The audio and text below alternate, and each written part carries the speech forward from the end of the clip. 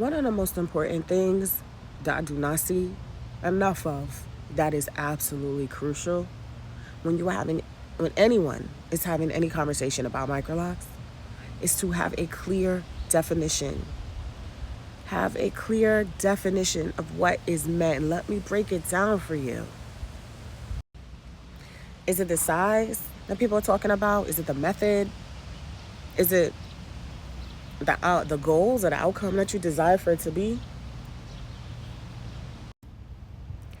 Because when I was forming and branding Microlocks nearly 15 years ago and creating my platforms such as Microlocks.com and all the other platforms, there was a standard that we used in our Microlock training. There's a formation standard and actual whole legal structure and everything that was put in place regarding these standards.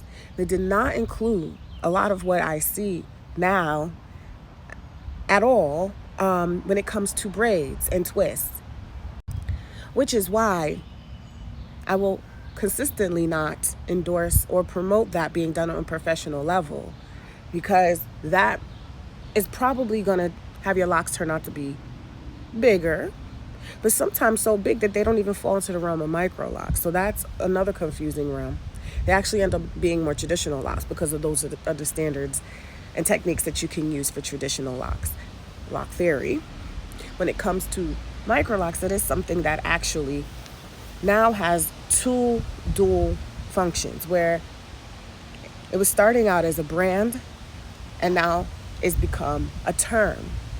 But the problem with the term is this. The term can be a mixed bag that can mean anything to anyone who may or may not promote the standards that we set forth. So it could be braids and twists, really, really big. I've seen some crazy things. I've even seen hair that wasn't even locked and they called it microlock. I mean, it was an afro with locked roots. Please. I don't understand what it's become a field day of just a lot of things that are upsetting to people. And especially those of us, including myself, who had the intention of making this a really solid brand. So I think that's the first due diligence you should do if you're looking.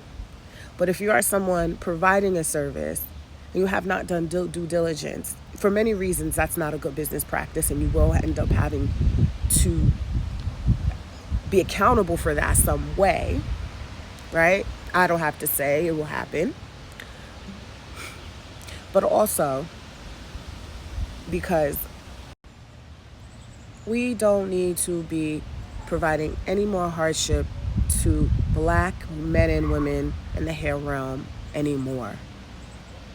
Okay, so when people are looking for something and you're looking for something with a consistent definition, standards at the forefront of Microlocks, you know Microlock Mastery has standards, and anyone that we endorse and anyone who's going through our training has this.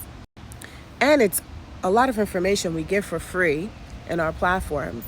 If someone is not willing to get that information and just start their